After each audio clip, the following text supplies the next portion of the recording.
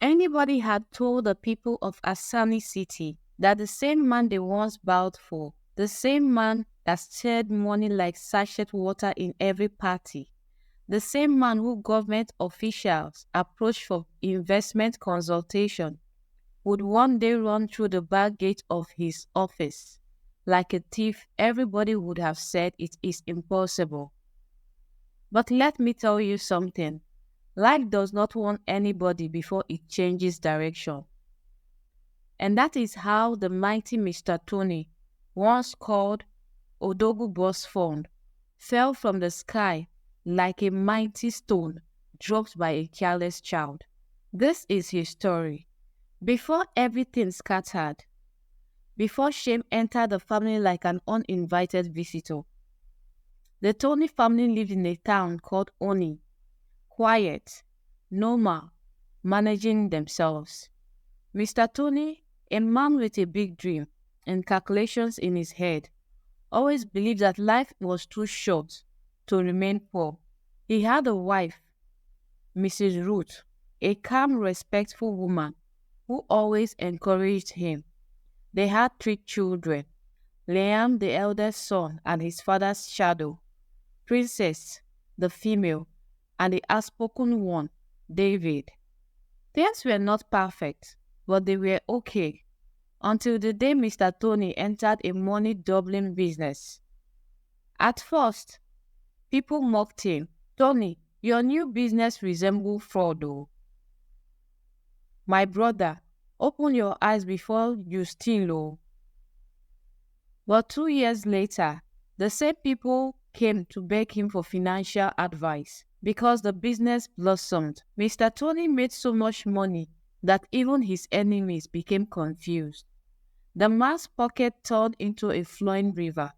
From nothing, he gathered a fortune to elevate his family's lifestyle in a shocking way. Tony the investor, Tony the money master. Anywhere his wife Ruth appeared, respect followed. Her children became mini celebrities in school.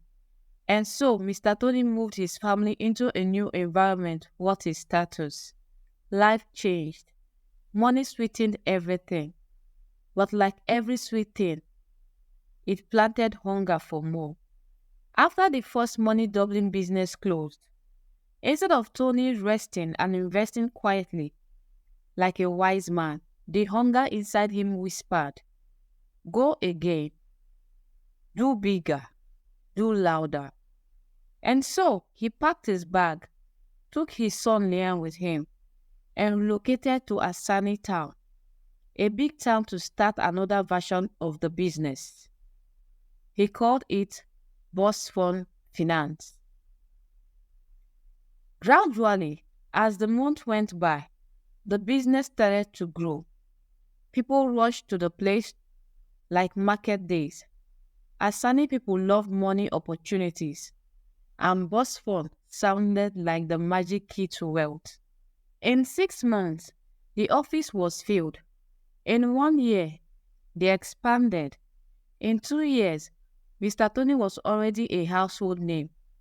Government officials visited. Pastor blessed the office. Even church workers resigned to work there. Boostfund Finance grew like wildfire. In 4 years, it became the pride of the entire city. The rich, poor, big, small, people abroad heard of it. Families sold land to invest. Youths borrowed money to join. Even elderly women carried their pension to Tony, believing in his smile. Soon, Mr. Tony became something else entirely. Invitations everywhere. Radio shows begged for interview. Birthday parties requesting his presence. He would attend and spray bundles of money like he was watering flowers. People worshipped him. Churches honored him. Politicians envied him. That was when the devil whispered again. This time, the whisper came in the form of a woman. Her name was Belly. Fair, sharp-tongued, confident, and always smiling like someone who knows a secret you don't. She entered Tony's life quietly, first as a business consultant, then as a close friend, then as a woman everyone started calling his new wife. Of course, his real wife, Ruth, heard stories, but Tony always said, "Calm down. She is just helping the business." But actions don't lie. He opened a big hair shop for Belly. He bought her expensive clothes. He paid for first-class tickets for her trips. He even bought a house and furnished it for Belly's father. Whenever they attended parties together, Belly also sprayed bundles of money like she was born inside the bank vault. People whispered, "Now juju this girl used on Tony? This is not ordinary. How can a family man fall like this?" But Tony could not hear anything, because whatever Bailey wanted, he provided before she even asked. Even his son Liam became confused. His mother Ruth cried silently many nights, but Tony would say they were all lies to tarnish his image. Everything that goes up must come down. At first, it was small delayed payouts, then complaint from investors, then government involvement, then suspicious transactions, then pressure. Mr. Tony promised everyone, "Don't worry, it is a small glitch, we will pay." But the truth was bitter. The money had finished. The business that once flowed like ocean water, the talk of town, became dry like dusty harmattan. People panicked. Investors started rushing into the office like a mob asking questions, and gradually the collapse started. Government officials who once praised him started distancing themselves. Pastors who once prayed and advised members to invest in the business started keeping quiet. Workers who resigned from their church jobs to join Boostfund started crying. Families who invested their last savings begged for even 30% payment. Everyone wanted their money back, but 70% of investors ended up losing everything. The city called it the Boostfund disaster. People cursed, people threatened, people gathered in front of his office every day demanding refunds. Mr. Tony tried to fix things. He made promises. He begged for time, but it was too late. The same man who once entered event like a king now hides inside his office like a prisoner. Asani City turned against him.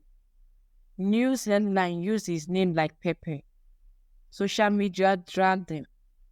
That was even when Tony suddenly returned to his senses, or so he claimed. He started shouting everywhere.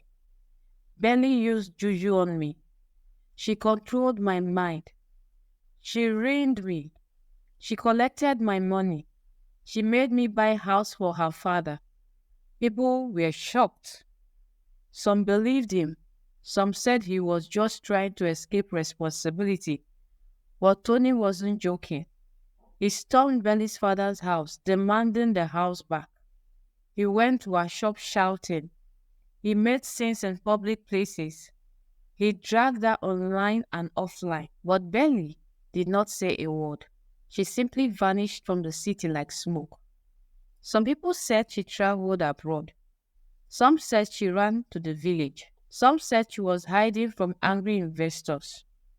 Nobody knew the truth. Meanwhile, Tony's reputation was gone. The government started investigating. Investors were all demanding reforms. His wife Ruth was broken. His children hid their faces. The same man who once donated hundreds of millions to church could no longer stand in any public place. And then he disappeared. One morning, the staff came to work. The crowd came, as usual, to demand their money, but the Boostfund gate did not open. Security guards were confused. Mr. Tony's car was gone. His office was empty. His phones were switched off. Just like that, he vanished. Some people claimed he fled to the nearest city. Others said he fled to his village. Some swore they saw him boarding a boat at midnight. But the truth was, only his wife knew where he was. As Sanita moved on regardless, people moved on with their struggles. Another financial scheme rose somewhere else, but the Tony family remained quiet. Mrs. Ruth became a shadow of herself, quiet, withdrawn. Her children avoided questions in school. Liam blamed himself for not opening up to his mother about the rumor she spoke to him about. Some nights, the house he once filled with luxury felt like an abandoned palace. Boostfund finance turned into a ghost building, and the man once celebrated like a king became a rumor. A story people tell with a sad shake of the head. Moral of the story. This story is not to mock Mr. Tony. It is not to praise him either. It is simply to show how greed, bad decisions, wrong influence, and the hunger to impress the world can destroy a man faster than poverty ever could. People called him the foolish business tycoon, but the truth is this. Sometimes, the biggest mistake a man can make is forgetting the people who loved him for free and chasing those who smile only when his pocket is full. And just like that, the story of Mr. Tony, the man who once had everything, became a warning for the generation coming ahead, because money can make a man, but money can also finish a man. Don't forget to comment, like, and share.